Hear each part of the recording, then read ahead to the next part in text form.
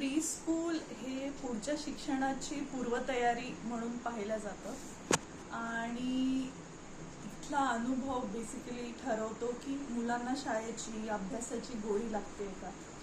तर हा एक्सपिरियन्स खूप छान बनवण्याचं काम अंकुर प्ले स्कूलनी केलं आहे माझ्या रुद्रसाठी आणि त्याबद्दल आम्ही खूप खूप धन्यवाद म्हणतो शाळेला.